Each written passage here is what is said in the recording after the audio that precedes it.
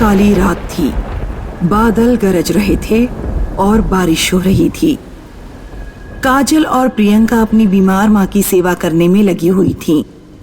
काजल माँ के माथे पर ठंडे पानी की पट्टी भिगो भिगो कर रख रही थी और प्रियंका माँ के तलवे रगड़ रही थी, लेकिन उनकी माँ की हालत में कोई सुधार नहीं हो रहा था। माँ, हमें उन हीरो के बारे में बता दो। अगर आप हीरो के बारे में बता देंगी तो उन्हें बेचकर मैं और प्रियंका अच्छा जीवन बिता पाएंगे।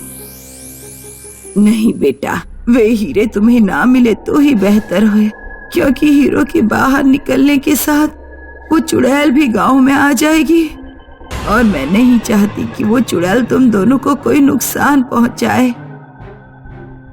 काजल और प्रियंका की माँ हीरो के बारे में बताए बिना ही मर जाती है। प्रियंका, माँ हमें छोड़कर चली गई।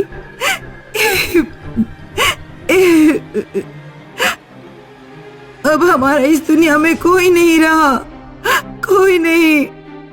मैं वो हीरे ढूंढ कर आऊंगी, चाहे परिणाम कुछ भी हो। नहीं काजल, ऐसा मत करो, माँ की बात पर विश्वास करो। तुझे हीरे नहीं चाहिए तो मत लेना, लेकिन मैं इस तरह गरीबी में जिंदगी नहीं बिता पाऊंगी। माता पिता दोनों मर गए और हमें इस गरीबी में अकेला छोड़ गए। काजल पूरा घर छान मारती है और हीरे ढूंढ निकालती है। आखिरकार हीरे मिल ही गए। अब हमें कोई काम करने की जरूरत नहीं है। काजल हीरों को एक सुनार को बेच आती है और बदले में ढेर सारे पैसे ले आती है। सुनार हरवंश बहुत खुश होकर अपने घर की ओर लौट रहा था। शकुंतला को जब हीरे दिखाऊंगा तो वो बहुत खुश होगी, खूब अच्छा खाना बनाकर खिलाएगी और खूब प्यार भी जताएगी। हरवंश ने रास्ते पर देखा कि कोई आदमी उल्टा गड़ा हुआ है। अरे, ये इस तरह कौन गड़ा है भाई? हरवंश टांगे खींचकर आदमी को बाहर निकालता है। अरे, ये आदमी नहीं, भूत है। हीरे वापस कर। भूत हरवंश की गर्दन पकड़ लेता है। हरवंश अपनी जेब में से लाल मिर्च निकालकर भूत की आंखों में झोंक देता है। हरवंश की गर्दन छूट जाती है। वो तेजी से दौड़ने लगता है। जब वो थोड़ा आगे बढ़ा तो उसने देखा सड़क पर एक बरगद का पेड़ है जिस पर चुड़ैलें बैठी हुई हैं। ये पेड़ तो यहाँ कभी नहीं था। चुड़ैलें पेड़ से उतरती हैं और हरवंश की तरफ बढ़ती हैं। बचाओ, बचाओ! हरवंश झाड़ियों में घुस जाता है। वो दौड़ते दौड़ते एक खेत में पहुंच जाता है। खेत में एक आदमी खटिया पर सो रहा था। अरे सुनो भाई, मेरे पीछे चुड़ैल पड़ गई है, मेरी कुछ मदद करो। अरे हरवंश काका, आप क्या तुम मुझे जानते हो? हाँ काका, मैं एक दो बार आपकी दुकान पर आया हूँ, शायद आपको ध्यान नहीं होगा। हरवंश उस आदमी को पूरी बात समझाता है। शायद आपके पीछे कोई हवा लग गई है। मैं आपको एक ताबीज देता हूँ, इसे पहनकर घर जाइए, फिर कोई आत्मा आपको छू भी नहीं पाएगी। आदमी तावीज पहनकर किसी तरह डरते डरते घर पहुंच जाता है। आज इतने लेट कैसे हो गए? कहाँ मुंह काला करके आ रहे हो? आज पता नहीं रास्ते में इतने भूत प्रेत कहाँ से आ गए। वो तो ये कहो कि मेरी जेब में लाल मिर्च पाउडर था, तब मैं भूत प्रेत से छूट गया, वरना पता नहीं क्या होता। कहीं इन हीरो की वजह से तो नहीं। हरवंश की पत्नी हीरे देखकर बहुत खुश होती है। हीरे, तुम्हें तो हीरो की परख ही नहीं है, मैं इन्हें संभाल कर रखूंगी। उधर काजल पैसों के ढेर पर बैठकर बड़े बड़े सपने देख रही थी। इतने सारे पैसों का मुझे क्या करना चाहिए? क्या मुझे कोई महल बनाना चाहिए? ये किसी बड़े सराय में ठहर कर खाना खाना चाहिए। काजल सो जाओ, बहुत रात हो गई है। क्या पैसों के चक्कर में तुम सोओगी भी नहीं? इतने ढेर सारे पैसे होने के कारण मुझे नींद ही नहीं आ रही है। काजल की सांसें रुक गईं जब उसने देखा कि प्रियंका के पलंग के नीचे एक भूतनी लेटी हुई है। प्रियंका, तुम्हारे पलंग के नीचे? मेरे पलंग के नीचे क्या? तुम्हारे पलंग के नीचे कोई लेटा हुआ है। प्रियंका जैसे ही धरती पर पैर रखती है, चुड़ैल प्रियंका को जमीन के अंदर खींच कर ले जाती है। प्रियंका, प्रियंका तुम कहाँ गई? प्रियंका, कहाँ हो तुम? काजल ने पीछे देखा तो चुड़ैल पैसों के ढेर पर बैठी हुई थी।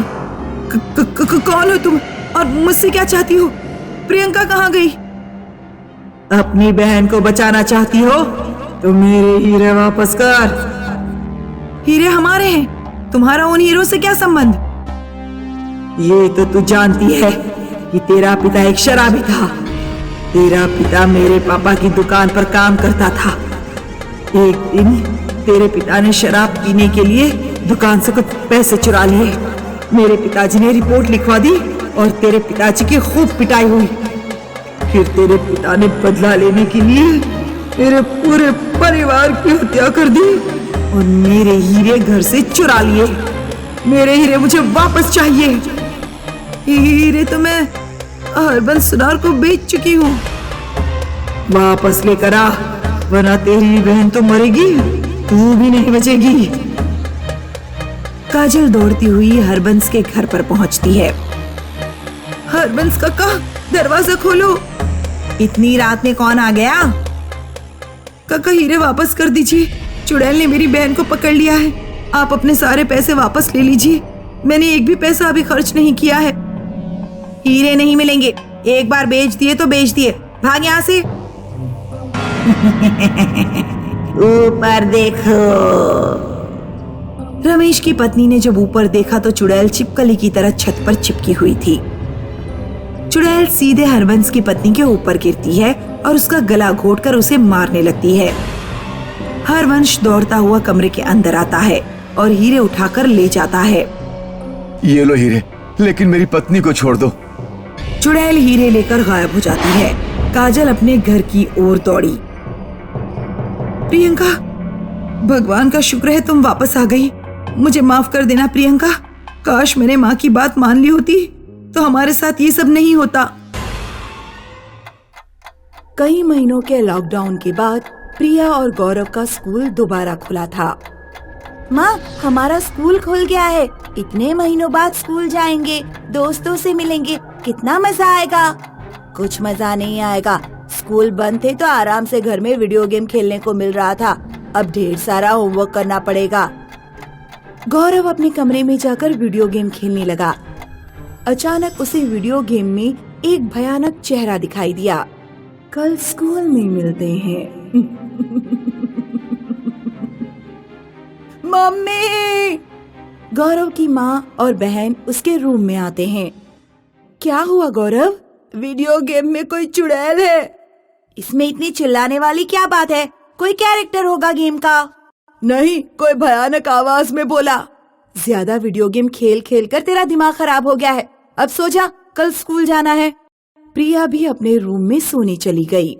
मैंने अपनी स्कूल ड्रेस तो प्रेस ही नहीं की है। प्रिया ने अपनी ड्रेस निकालने के लिए अलमारी खोली। अलमारी के अंदर एक भूतनी स्कूल ड्रेस पहने खड़ी हुई थी। भूतनी उसका गला पकड़ लेती है। आ, आ, क्या हो गया? अलमारी में भूतनी है। अब लग रहा है तेरा दिमाग खराब हो गया है।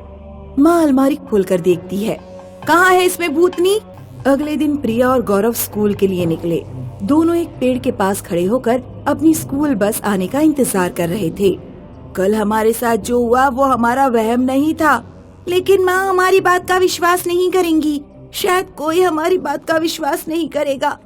तभी अचानक एक चुड़ैल पेड़ के ऊपर से गौरव के गले में फंदा डाल देती है और गौरव को खींचने लगती है। गौरव का दम घुटने लगता है। कोई मेरे भाई को बचाओ! तभी स्कूल बस वहाँ आ जाती है। अंकल, अंकल मेरे भाई को बचाइए ना, मेरे भाई को बचाइए ना अंकल। लेकिन तुम्हारा भाई तो बस में ही बैठा है। प्रिया को समझ नहीं आ रहा था कि ये सब उसके साथ क्या हो रहा है। स्कूल पहुंचकर प्रिया अपनी फ्रेंड वैशाली से मिली। हाय प्रिया, आज इतने दिनों के बाद मिल रहे हैं। अब जरा बताओ कि तुमने लॉकडाउन में क्या क्या किया। अरे इतनी उदास क्यों दिख रही हो? ज्यादातर टाइम मैं बोर होती रही। प्रिया वैशाली को रात और सुबह वाली घटनाओं के बारे में बताती है। मेरा विश्वास करो, जो भी हुआ मेरी आंखों के सामने हुआ है। अच्छा ठीक है, मैं तुम्हारा विश्वास करती हूँ। अगली बार जब तुम्हारे साथ ऐसा कुछ होगा तो अपने मोबाइल में वीडियो बनाकर रिकॉर्ड कर लेना, ताकि दूसरों को दिखा सको। तभी दूसरे तुम पर विश्वास करेंगे। उधर गौरव लाइब्रेरी में एक बुक ढूंढ रहा था। जैसे ही उसने बुक उठाई, दूसरी तरफ से किसी ने उसका हाथ पकड़ लिया। गौरव ने बुक उस हाथ पर मारी और लाइब्रेरी से भागा।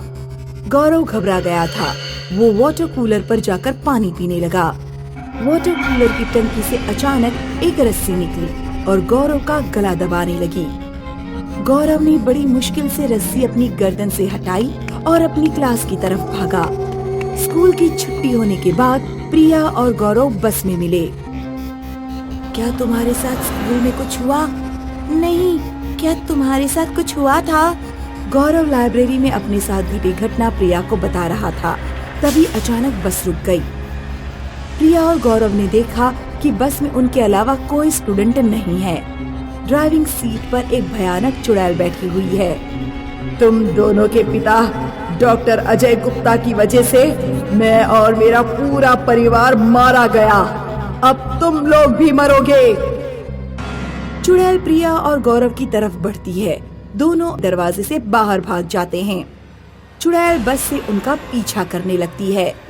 आज तुम दोनों को कुचल कर रहूंगी। प्रिया और गौरव जब दौड़ते दौड़ते रेड लाइट पर पहुँचे, उन्हें अपने पापा की कार दिख गई। पापा, पापा! अरे बच्चों, क्या हुआ? रोड पर ऐसे क्यों भाग रहे हो? और तुम्हारी बस कहाँ है? गौरव और प्रिया अपने साथ हो रही चीजों के बारे में अपने पिता को बताते हैं। मेरी वजह से किसी की जान चली गई? ये कैसे हो सकता है? चलो जल्दी से कार में बैठो, पहले घर चलते हैं। तीनों लोग कार में बैठ जाते हैं। प्रिया और गौरव के पिता ने बहुत तेजी से कार चलाई। उन्होंने अचानक देखा कि उनके सामने से स्कूल बस आ रही है जिसमें चुड़ैल बैठी हुई है। तीनों को लगा जैसे बस ने उन्हें कुचल ही दिया, लेकिन बस कार के बिल्कुल किनारे आकर रुक गई। बस से एक लड़की की आत्मा बाहर निकलती है। मेरा नाम शालिनी है। डॉक्टर अजय मेरे पिता हार्ट के पेशेंट थे। लॉकडाउन के दौरान उनकी हार्ट की प्रॉब्लम बढ़ गई। मैं आपके क्लिनिक पर आई थी, लेकिन कोरोना के डर के कारण आपने मेरे पिता को नहीं देखा। मैंने आपसे बहुत रिक्वेस्ट की, लेकिन आप नहीं माने और क्लिनिक बंद करके चले गए। मेरे पिता की उस रात मृत्यु हो गई। इस सदमे में मेरी माँ ने आत्महत्या कर ली और फिर मैंने भी। मुझे माफ कर दो। मुझे नहीं पता था कि मेरी एक छोटी सी गलती इतनी भारी पड़ेगी। कोरोना की वजह से मैं बहुत डरा हुआ था। एक समुद्री कप्तान की पहचान इस बात से होती है कि वो समुद्र के तूफान आने पर किस तरह का व्यवहार करता है, और डॉक्टर की पहचान बीमारी के समय ही होती है। यदि महामारी के समय आप सब डॉक्टर इस तरह छुपकर बैठ जाएंगे तो आम लोगों का क्या होगा? मैं तुम लोगों को मारना नहीं चाहती, मैं बस यही संदेश तुम्हें देने आई थी। डॉक्टर अजय डिसाइड करते हैं कि अब वे अपने क्लिनिक पर आने वाले सभी मरीजों को देखेंगे और किसी को मना नहीं करेंगे। ऐसा कहकर लड़की की आत्मा गायब हो जाती है।